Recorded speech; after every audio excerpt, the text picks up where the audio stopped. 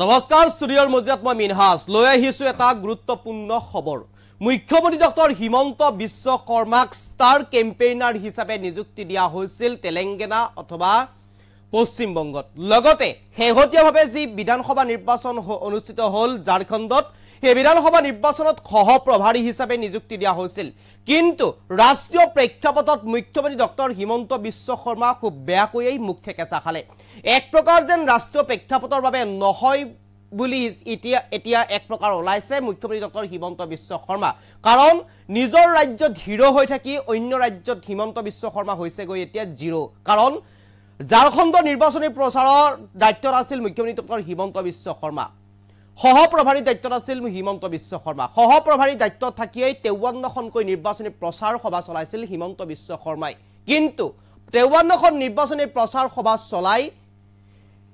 30% আসন আনিবলৈ নোৱাৰিলে ঝাৰখণ্ডত চৰকাৰ গঠন কৰিলে বেলেগে বিজেপি তাত পৰাজয় হ'ল হিমন্ত বিশ্ব শৰ্মাৰ ব্যৰ্থতা তাত ওলাই পৰিল এক প্ৰকাৰ যেন তেলেংগানাত বিধানসভা নিৰ্বাচনত তেওঁ আছিল ষ্টাৰ কেম্পেইনাৰ পশ্চিমবংগ লোকসভা নিৰ্বাচনতো তেওঁ আছিল ষ্টাৰ কেম্পেইনাৰ পশ্চিমবংগতো বিজেপি পৰাজয় হ'ল লোকসভাত তেলেংগানাতো বিজেপি পৰাজয় হ'ল হেহতীয়াভাৱে যি বিধানসভা নিৰ্বাচন ঝাৰখণ্ডৰ ফলাফল ওলাল সেই ঝাৰখণ্ডৰ ফলাফলত হিমন্ত বিশ্ব শৰ্মা এক প্ৰকাৰ পৰাজয় বৰণ কৰিবলগীয়া হ'ল সহপ্ৰভাৰী দায়িত্বত থাকি 30খন আসনো আনিবলৈ নোৱাৰিলে হিমন্ত বিশ্ব শৰ্মাই এই মুহূৰ্তত সবিশেষ এটা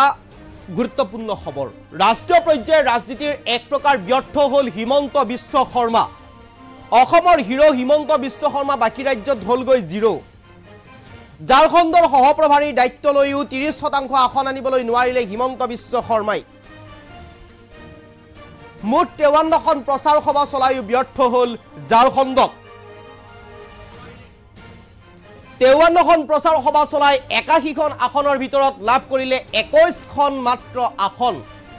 ষ্টাৰ কেম্পেইনাৰ হিচাপে লোকসভা নিৰ্বাচনত মুখ থেকেচা খাইছিল পশ্চিমবংগত মুখ্যমন্ত্ৰী ডক্টৰ হিমন্ত বিশ্ব শৰ্মাই তেলেংগানাতো পূৰ্বে বিধানসভা নিৰ্বাচনৰ আছিল ষ্টাৰ কেম্পেইনাৰ আৰু ষ্টাৰ কেম্পেইনাৰ হৈও এতিয়া এক প্ৰকাৰ বিজেপিক সহায় কৰিব নোৱাৰিলে কিন্তু সেই ৰাজ্যতো হাৰিল বিজেপি হিমন্ত বিশ্ব শৰ্মাৰ এই ব্যৰ্থতাক লৈ আলোচনা হৈছে নেকি এতিয়া ৰাষ্ট্ৰীয় প্ৰেক্ষাপটত এই প্ৰশ্ন উত্থাপন হৈছে ৰাষ্ট্ৰীয় পৰ্যায়ৰ প্ৰেক্ষাপটত হিমন্ত বিশ্ব শৰ্মাক লৈ এতিয়া প্ৰশ্ন উত্থাপন হৈছে নেকি এই প্ৰশ্ন উত্থাপন হৈছে এতিয়া কিয়নো দুখনকৈ ৰাজ্যত যদি আমি পৰ্যালোচনা কৰিবলৈ যাওঁ দুখনকৈ ৰাজ্যত তেলেংগানাত তেওঁ ষ্টাৰ কেম্পেইনাৰ আছিল নিৰ্বাচনৰ সময়ত পশ্চিমবংগ লোকসভা নিৰ্বাচনত ষ্টাৰ কেম্পেইনাৰ আছিল আৰু পশ্চিমবংগৰ নিৰ্বাচনৰ সময়ত তেওঁ ষ্টাৰ কেম্পেইনাৰ আছিল আৰু পশ্চিমবংগত ষ্টাৰ কেম্পেইনাৰ থকাৰ সময়তে তেওঁ কিন্তু পশ্চিমবংগৰ পৰা তেওঁ কোনো ধৰণৰ ফলাফল আনিবলৈ সক্ষম নহল মুখ্যমন্ত্ৰী ডক্টৰ হিমন্ত বিশ্ব শৰ্মাৰ আৰু এয়া হৈছে মুখ্যমন্ত্ৰী ডক্টৰ হিমন্ত বিশ্ব শৰ্মাৰ ব্যৰ্থতা বুলি ক'ব লাগিব এক প্ৰকাৰ ৰাষ্ট্ৰীয় প্ৰেক্ষাপটৰ বাবে তেওঁ ফিট নহয় নেকি ৰাষ্ট্ৰীয় প্ৰেক্ষাপটত তেওঁ কোনো ধৰণৰ অৰিহণা বিশেষকৈ নাথাকিব নেকি বা ৰাষ্ট্ৰীয় প্ৰেক্ষাপটৰ ৰাজনীতিত এক প্ৰকাৰ এতিয়া হিমন্ত বিশ্ব শৰ্মাক লৈ প্ৰশ্ন উত্থাপন হৈছে নেকি এই প্ৰশ্ন এতিয়া উত্থাপন হৈছে হিমন্ত বিশ্ব শৰ্মাক লৈ কিয়নো তেলেংগানাকে ভিতৰ কৰি পশ্চিমবংগকে ভিতৰ কৰি ঝাৰখণ্ডকে ভিতৰ কৰি যদি আমি চাবলৈ যাওঁ তেনেহলে এক প্ৰকাৰ এতিয়া ব্যৰ্থতা আৰু এই ব্যৰ্থতাৰ পাছতে এয়া এতিয়া এই ব্যৰ্থতা হৈছে শেহতীয়াভাৱে ঝাৰখণ্ডৰ যি নিৰ্বাচন এই ঝাৰখণ্ডৰ নিৰ্বাচনক লৈ এক প্ৰকাৰ এতিয়া প্ৰশ্ন উত্থাপন হৈছে ঝাৰখণ্ডত তেওঁ খুপনি পিটিছিলগৈ ঝাৰখণ্ডত তেওঁ নিৰ্বাচনী প্ৰচাৰ সভা চলাই থকাৰ সময়ত সংবাদ মাধ্যমৰ সন্মুখত এনেকুৱা ধৰণে মন্তব্য কৰিছিল যে অসমৰ 5টা সমষ্টিৰ উপনিৰ্বাচনক লৈ তেওঁ জ্ঞাত নহয় অসমৰ 5টা উপনিৰ্বাচনক লৈ তেওঁ জ্ঞাত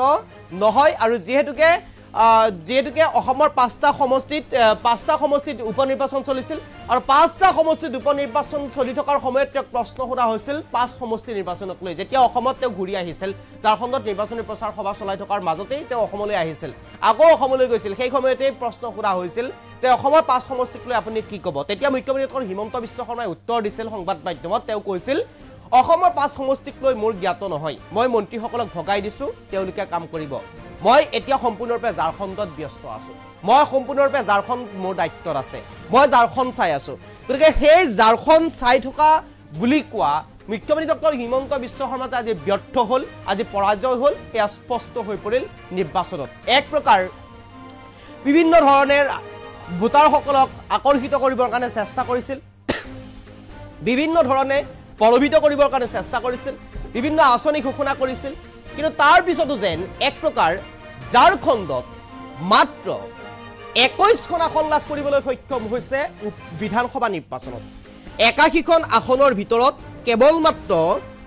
21খন আসন লাভ কৰিবলৈ সক্ষম হৈছে মুখ্যমন্ত্ৰী ডক্টৰ হিমন্ত বিশ্ব শৰ্মাৰ সহপ্ৰভাৰী হিচাপে নিৰ্বাচনী প্ৰচাৰ চলোৱা এইখন ৰাজ্যত।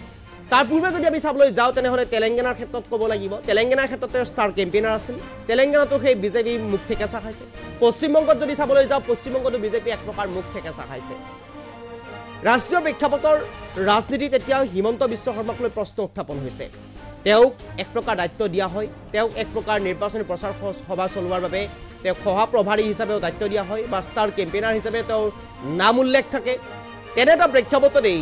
এতিয়া যদি শেহতীয়াভাৱে আমি চাবলৈ যাওঁ ঝাৰখণ্ডৰ নিৰ্বাচনৰ প্ৰেক্ষাপটত, তেনেহ'লে 81খন আসন আছিল, 81খন আসনৰ ভিতৰত মাত্ৰ 21খন আসন লাভ কৰিবলৈ সক্ষম হৈছে।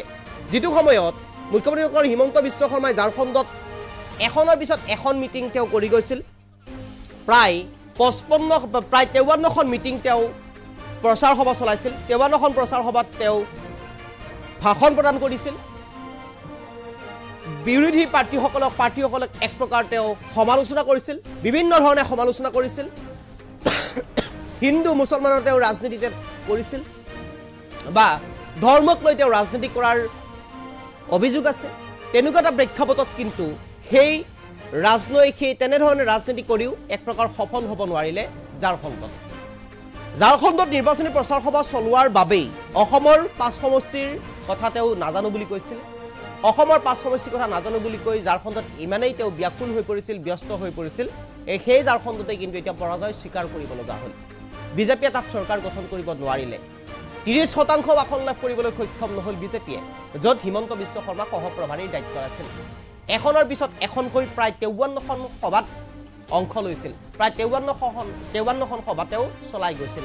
53খন সভা চলাই যোৱাৰ পিছতো এক প্ৰকাৰ ভোটাৰ ৰাজ্যক আকৰ্ষিত কৰিবলৈ সক্ষম নহ'ল।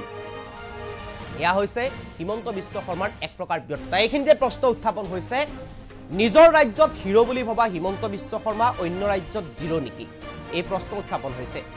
ৰাষ্ট্ৰীয় প্ৰেক্ষাপটৰ ৰাজনীতিত হিমন্ত বিশ্ব শৰ্মাক লৈ প্ৰশ্ন উত্থাপন হৈছে নেকি বা আলোচনা হৈছে নেকি? এয়া এতিয়া একাংশই সামাজিক মাধ্যমত উত্থাপন কৰা প্ৰশ্ন হয়। সহপ্ৰভাৰী ষ্টাৰ কেম্পেইনাৰ হোৱাৰ পিছতো